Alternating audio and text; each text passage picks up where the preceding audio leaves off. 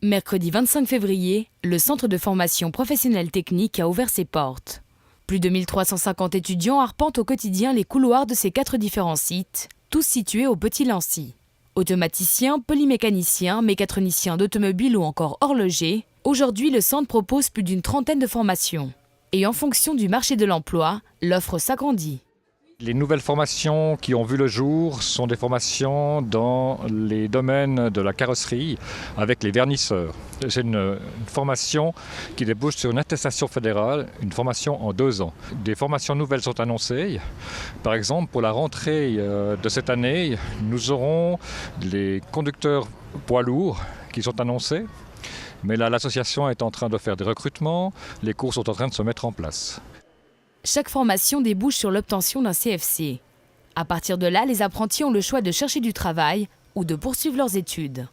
Ils peuvent faire déjà une formation de technicien, donc école supérieure ES, une formation de 2 ans. Ils peuvent également poursuivre en HES, donc en haute école spécialisée, pour faire un bachelor. Et pour accéder à cette école-là, ils doivent au préalable faire une maturité professionnelle, qu'ils peuvent faire soit durant la formation CFC ou soit en 1 année post-CFC. ES, HES ou encore l'EPIA, des horizons pleins de promesses pour ces étudiants au profil bien distinct. À l'école de mécanique, on touche autant l'électronique, la mécanique, surtout dans la branche dans laquelle je suis. Et sachant que c'est une des portes d'entrée pour l'EPIA, c'est la raison de mon choix. Je veux devenir conducteur de train et je voulais rester dans le domaine de la mécanique. Et en choisissant polymécanicien, ça restait dans le domaine de la mécanique tout en voyant autre chose. Ce qui me permettait de rester dans mon domaine que je veux faire plus tard, les trains, tout en faisant de l'électronique ou de la soudure. L'un des attraits du CFPT, la possibilité de mettre en pratique les connaissances apprises tout au long des études. À la base, j'ai fait 2 années de collège et 1 année d'école de commerce. Et ces 2 types de formations étaient beaucoup trop théoriques en fait. On n'avait pas assez de pratique. C'est là où j'ai choisi le CFC d'électronique parce que ça m'intéressait déjà depuis un moment.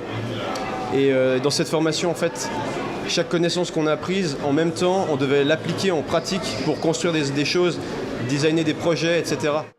Après le CFC, une formation supplémentaire de technicien dans le domaine d'études choisi est possible. C'est 2 années supplémentaires et ça permet d'avoir un titre un peu plus qualificatif et aussi d'aller en HES facilement sans avoir forcément la maturité professionnelle. Ça va juste un peu plus loin au niveau de la gestion d'ensemble d'un projet parce qu'en électronique, on a pas mal de compétences électroniques mais on reste un peu plus sous contrôle de nos employeurs, etc. Alors que là, on a plus de capacité pour gérer des choses un peu à plus grande échelle, quoi. Hésitant à leur début, ce sont aujourd'hui les apprentis eux-mêmes qui accueillent la relève à l'occasion de ces portes ouvertes. C'est le cas d'Adrien Isli, électronicien multimédia en 4e année. Il y a 4 ans, je suis venu aux portes ouvertes ici et j'ai vu exactement l'endroit où je suis en train de vous faire des présentations en fait.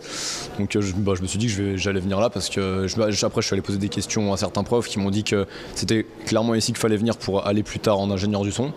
Du coup je suis venu ici, voilà, puis j'ai découvert aussi plein d'autres secteurs que le son parce qu'on fait pas que du son ici, on fait aussi de l'électronique, on fait de l'informatique, on fait plein de choses quoi. Et donc du coup c'est pour après aller dans une école à l'OCFMS à Lausanne en fait, dans une école pour devenir ingénieur du son plus tard.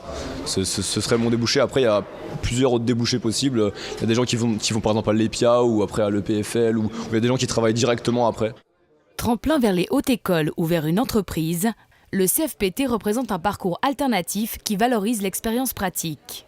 Mercredi 25 mars auront lieu les inscriptions pour la formation à plein temps de 13h30 à 20h.